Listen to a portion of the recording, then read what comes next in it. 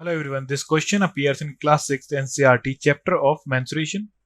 This is 6th question of its exercise 10.3. So the question says that a tabletop measures 2 meter by 1 meter 50 centimeter. What is its area in square meters? तो हमें यहाँ length given है 2 metre and breadth given है 1 metre 50 centimetre.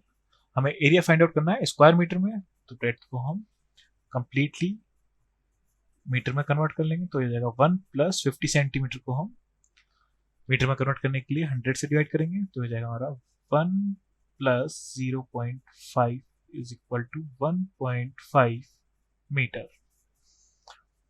सो area हो जाएगा इसका हमारा area is equal to, ये हमारा क्या है, टेबल टॉप है तो ये हमारा रेक्टेंगुलर शेप्ड है, तो एरिया हो जाएगा लेंथ इनटू ब्रेड्थ. लेंथ है हमारे पास 2 मीटर एंड ब्रेड्थ है 1.5 मीटर.